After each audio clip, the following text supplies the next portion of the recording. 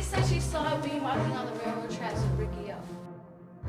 That announcement startled both Mom and I.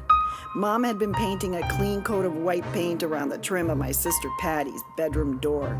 Disappearing beneath the paint was years of snot and dirty fingerprints. Months before, Patty had even printed her name, Pat, with a bright red pen on the woodwork, like a sign out in front of an exclusive establishment. It was a bold assertion of ownership and pride, which escaped our mother, and when it was discovered to be indelible ink, Patty received the punishment of her life, cleaning up dog poop in the backyard. Patty gagged. She even puked. It was hilarious. But we constantly warn you children about the trains, and you still defy us? It was the 60s. Our little village in northern rural New Hampshire was neatly cupped in the center of two mountain ranges. A junction of railroad tracks occupied a significant piece of the town. Trains chugged through all day and night, carrying lumber and coal from Canada. I always found those trains slow and boring and longed to see trains carrying passengers with exciting destinations and Samsonite luggage. Rebecca, I asked you a question. When my mother's voice deepened to the point where she could be mistaken for James Earl Jones, you had better answer. And answer quick. I had to own up.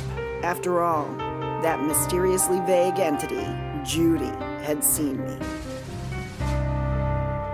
Yes. Yes, what? Don't try to lie either, B. Patricia. My mother had nicknames for everybody. When she called you by your full name, you were either making her extremely proud or you were in trouble, and she was not proud. Then, for a split second, and only a second, I caught a sly smirk on Patty's face. She quickly assumed the face of a concerned sister again, but I suddenly realized that she did not bring my crime to my mother's attention out of concern for my safety. Pat was a rat, and she had ratted me out. Yes, I took the shortcut that Ricky takes every day. I never got to say day, let alone plead my case, because one of my mother's classic slaps sent white paint splattering all over the place, and it stopped me in my tracks, no pun intended. Go to your room.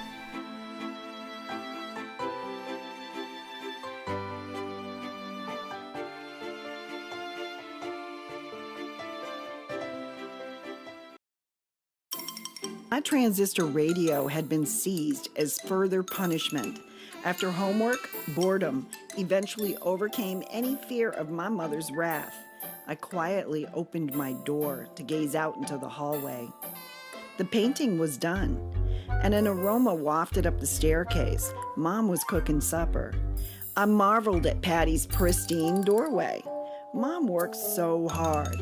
But I wished with all my heart that the scarlet name was back up there so Patty could relive her worst punishment ever.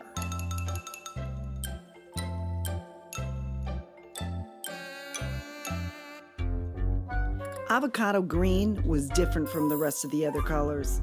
It separated itself tactfully. It was a bold and especially brave crayon, and so Avocado Green made a run for it. Avocado Green refused to be captured or confined. I liked the little shaver's moxie. When it came to me, along with it came a plan.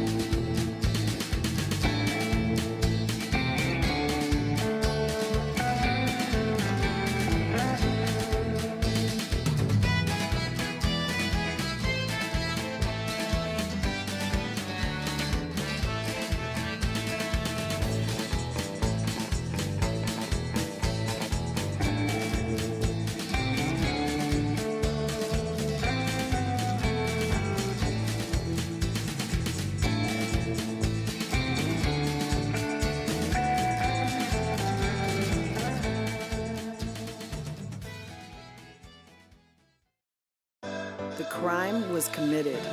The evidence was planted, and I could finally go back into my room and only this time wait with the patience of Job.